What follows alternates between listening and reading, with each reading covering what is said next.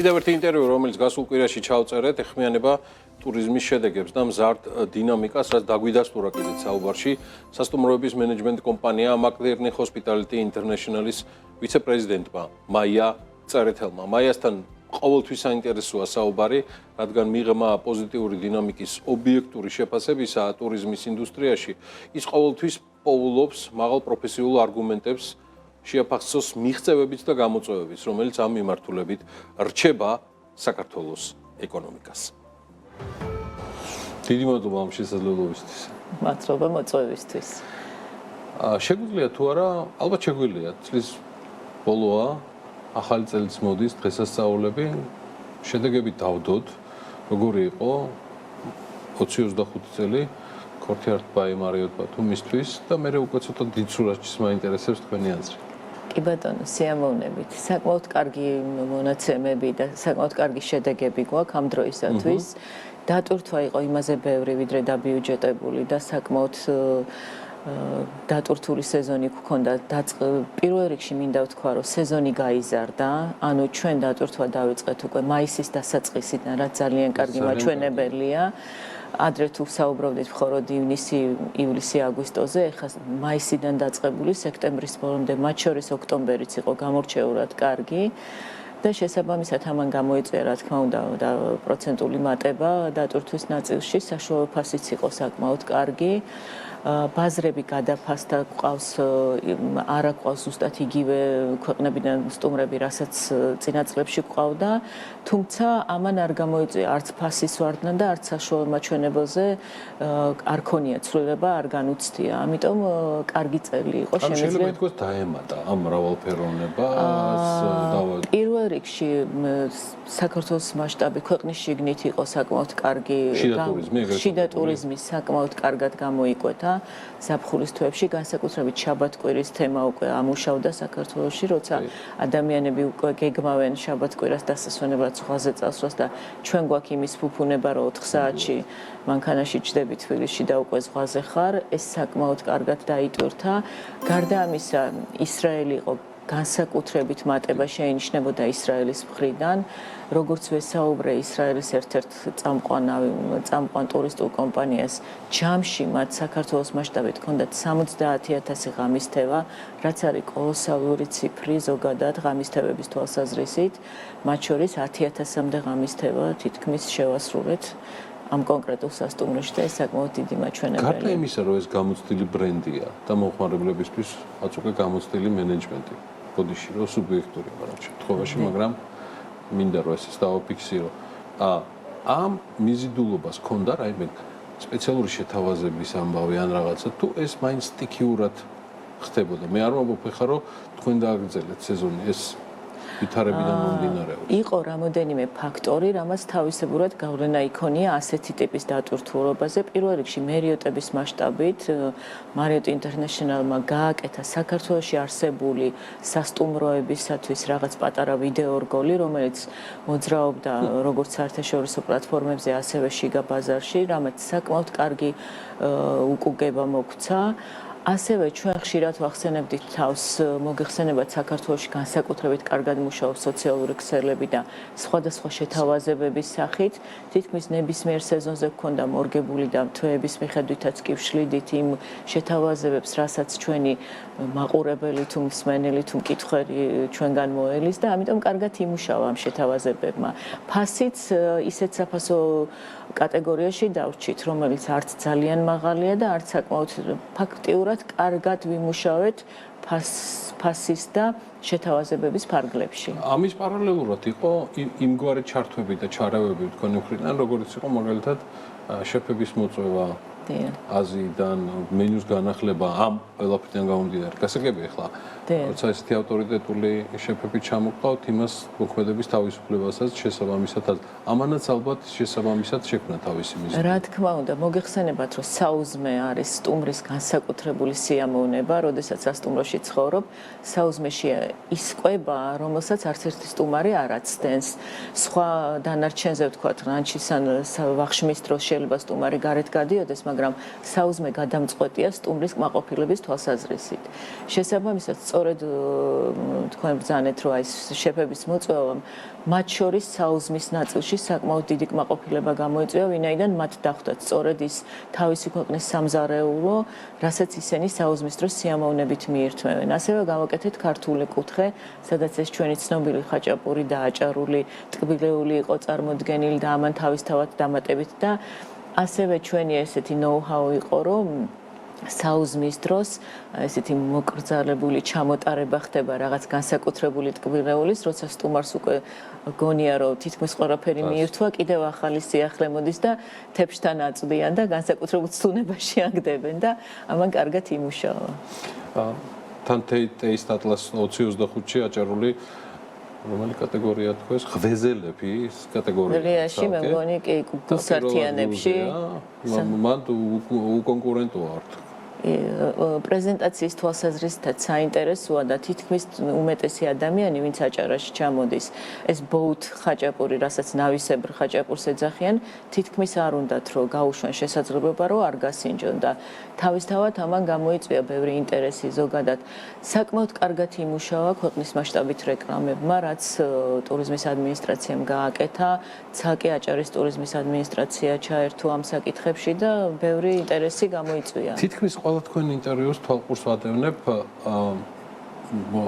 ორი, აი ყველაზე მეტად გულისტკივილი, რაც თქვენგან ფიქსირდებოდა, იყო კადრების თემა და მეორეს მხრივ როგორ ჩამოვაყალიბო ის კონკურენტული უპირატესობა, რაც პატარა ქვეყანა მაინც უნდა დადოს.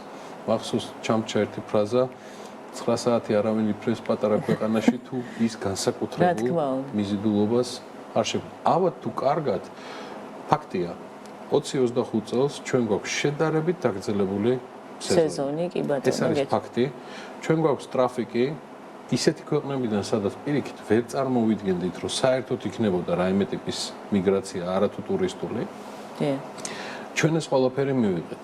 რა ხდება კადრებზე და თვლით თუ არა, რომ რაღაცა ნაბიჯებს მაინც ვდგამთ, საიმისოდ, რომ პატარა ქვეყანა, სადაც ვიღაცა 3 საათში, 4 საათში, 1 საათში თუ თქვენი თქმის არ იყოს 9 საათს უნდება გზას, ქმნის იმ მიზიდულობას, რომელიც მოაბრუნებს ამ ხალხს ისევ საქართველოსკენ.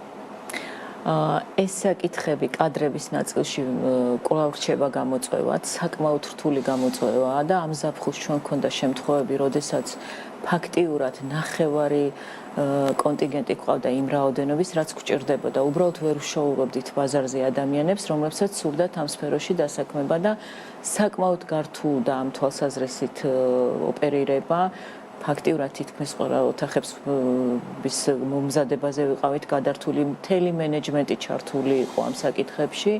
რაღაცნაირად თავი გავართვით ამ გამოწვევას, მაგრამ მომავალ ზაფხულს იგივე გამოწვევის წინაშე წესით არ უნდა დავდგეთ. ამიტომ მთელი ქვეყნის მასშტაბით უნდა დავირაზმოთ იმისათვის, რომ მოხდეს ახალგაზრდების მოტივირება, რომ მათთვის სასტუმროა სფერო, სადაც თითქმის ნებისმიერ ინდუსტრიის რაღაც ანბანს იგებ, იმიტომ რომ აქ არის ყვება, აქ არის ფინანსები, აქ არის გაყიდვები, არის ტექნიკური მხარე, თითქმის ყველა სფეროა სასტუმროში წარმოდგენილი, ამიტომ ახალგაზრდებმა უნდა გააცნობიერონ, რომ თუ კი სასტუმროებში გაივლიან სტაჟირებას ან იმუშავებენ შეთავსებით თუ ასე შემდეგ, ეს აუცილებლად მათ წაადგებათ კარიერულ ზრდაში და სწორ ორიენტაციაში, იმიტომ რომ ხშირად ხდება, რომ ადამიანები 40 და 50 წლის ასაკში აცნობიერებდნენ, რომ აკეთებენ იმ საქმეს, რომელიც არ უყვართ.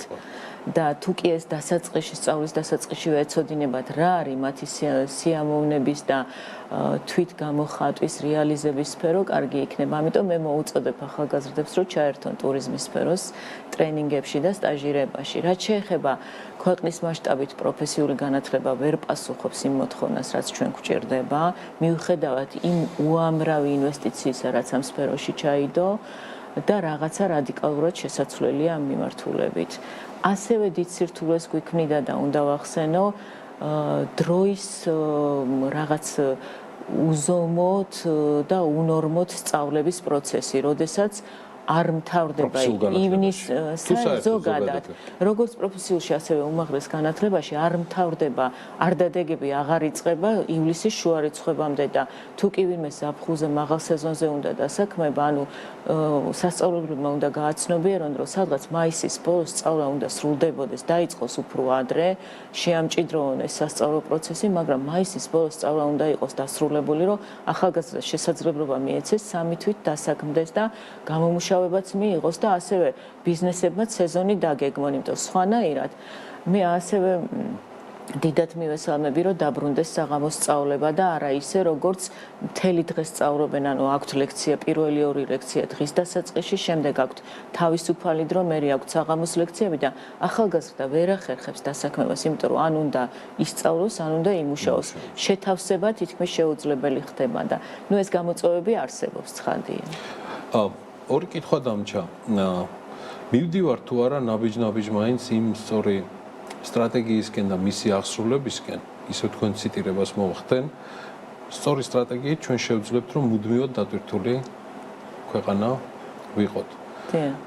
ჯადოსნური ჯოხი არც ერთ ქვეყანას არ აქვს ხელში. მაგრამ შეუძლია თუ არა ჩვენს ქვეყანას რაღაცა ისეთი მიზიდულობა შექმნას, რომელსაც ფიქრი სჭირდება ისე გრძელვადიანობიდან ეფექტიდან გამომდინარე, რომ ეს მიზიდულობა შექმნას ასახული კონკრეტულ სტრატეგიაში. სტრატეგიაში მე არ გულისხმობ რაიმე ტიპის დოკუმენტს. ეს უნდა იყოს ხედვა, რომელისკენაც განუხრელად წავა ქვეყანა. რა თქმა უნდა. ჯერ კიდევ გვჭირდება გარკვეული რიგი ღონისძიებები, რაც ამ მდგომარეობამდე მიგვიყვანს. სეზონურობა კვლავ რჩება გამოწვევად. გარკვეულ რეგიონებში საქართველოს მასშტაბით არასეზონზე თითქმის არაფერი არ ხდება. არ იგეგმება ფესტივალები, არ ხდება რაიმე საინტერესო. იქ ჩასულ ადამიანს საღამოს რა გააკეთოს გამოსაცნობი აქ შეიძლება წავიდეს. თუმცა ბევრად მოიმატა ისეთი ტიპის ღონისძიებებმა მთელი წლის განმავლობაში, როდესაც დაგეგმვა შეიძლება ტურისტული აქტივობების, ანუ ადამიანი რო ჩამოდის საქართველოში, შეუძლია ნახოს რა ხდება იმ დროისათვის, რომ გარდა იმისა, რომ დაისვენოს ან სასტუმროში განთავსდეს, კიდე დაესწროს ან კონცერტს, ან რაღაც გასართობ ღონისძიებას, ან გასტრონომიის თვალსაზრისით ხდება რაღაც საინტერესო ივენთები. რაც უფრო მეტი იქნება ასეთი ივენთები, მით უფრო მეტად გაუმჯობესდება სეზონურობის უკუ ეფექტი. თუმცა მე ვფიქრობ, მნიშვნელოვანია, რომ ჩვენ ჩამოვყალიბდეთ, ჩვენ ვართ ღვინის ქვეყანა, ჩვენ ვართ გასტრონომიის ქვეყანა, ჩვენ ვართ მთის ქვეყანა, თუ ყველაფერი ერთად. რაღაც კონტექსტში უნდა გამოვიკვეთოთ, რის გამოც ადამიანებს ნომერ პირველი არჩევანი ექნებათ, რომ თუ ქვევრის ღვინოზეა საუბარი და თუ უნდა გაერთიანებული მარკეტინგული აქტივობები, რომელიმე ერთ-ერთი ყველაზე მძლავრი კონცეფციის გაძლიერებას უნდა მოემსახუროს. და ეს იქნება ნებისმიერ ადგილზე მთელი საქართველოს მასშტაბით. ვფიქრობ, რომ ამ ხრივ ჯერ კიდევ ბევრი სამუშაო გვაქვს. ასეა. და ბოლოს ზამთრის სეზონიდან გამომდინარე, არის თუ არა რაიმე კონკრეტული სიახლეები ან სპეციალური შეთავაზებები ამ სეზონსაც ბუნებრივად ახლავს თავისი დატვირთულობა, რომელიც სხვა შორის ასევე მატებადია წლიდან წლამდე. ესეც ღირს რომ აუნიშნოთ, ხო? მაგრამ მეორეს მხრივ თქვენ ჯგუფს კონკრეტულად აქვს თუ არა რაიმე კონკრეტული ხედვა, რომელიც არ იწყება მაგალითად 30 დეკემბერს და არ დასრულდება, დარწმუნებული ვარ 8 იანვარს, რომელიც ამ ხნის განმავლობაში თქვენ ჯგუფის თავაზობს მოხმარებას. ჩვენ არჩევანი გავაკეთეთ ზამთრის სეზონზე სპა და გამაჯანსაღებელ პროცედურებზე, რაც პრინციპში საკმაოდ მიმზიდველია. და ეს ის პერიოდია, როდესაც მიუხედავად იმისა, წვიმს, თოვს თუ რა ამინდია გარეთ, შეგიძლია სპა ცენტრში და გამაჯანსაღებელ მიმართულებაში რაღაც გარკვეული პროგრამა შექმნა და ამ პროგრამის ფარგლებში გაჯანსაღებული და გაბედნიერებული შეხვდე მაღალ სეზონს. ამიტომ ვფიქრობ, ასეთი ტიპის აქტივობები კიდევ უფრო უნდა მომრავლდეს ქვეყნის მასშტაბით, ვინაიდან და კიდევ ერთი რაც მნიშვნელოვნად მიმაჩნია და რაც ჯერჯერობით ჯერჯერობით არ ჩანს ბაზარზე. საქართველოში დაგროვდა ადამიანების ის რაოდენობა, რომლებსაც შეუძლიათ მშობლები დაასვენონ საკმაოდ კარგ კურორტებზე და გაუშვან ისინი ისეთი პაკეტის ფარგლებში, სადაც არ ექნებათ საზრუნავის არც ყვება მოწესრიგებული, შეიძლება all inclusive იყოს, ნახე ორჯერადი ყვებით იყოს. ასეთი ტიპის პაკეტები უნდა გაჩნდეს ქვეყნის მასშტაბით, რომ ადამიანებმა კომფორტულად მშობლები მაშინ, როდესაც არც სასტუმროა განსაკუთრებით გადატვირთული და არც მიმართულებები, ფიქრობ, რომ უნდა იყოს შესაძლებლობა შეთავაზებების, სადაც ჩვენ შევძლებთ მშობლები გაუშვათ, ბევრი ადამიანი თვითონ წავა დასასვენებლად გადაწყვეტს. ნებისმიერი ასაკის მსურველისთვის უნდა არსებობდეს შეთავაზებები. საბავშვო დასვენებებიც განსაკუთრებით მნიშვნელოვანია არდადეგების ფარგლებში. ბევრი ოპერატორი თავს არიდებს ბავშვებს, იმიტომ რომ რთული მოსავრელია მოგეხსენებათ ბავშვების დასვენება სპეციფიკა ჭირდება თავისებური, მაგრამ რაც უფრო დივერსიფიკაციას მოვახდენთ პროდუქტის და შეთავაზების, მით უკეთეს შედეგს მივიღებთ. წარმატებები და დარწმუნებული ვარ ბერჯერ შევხვდებით 2026 წელს. დიდი მადლობა. მადლობა, წარმატებულ 2026 წელს. მადლობა.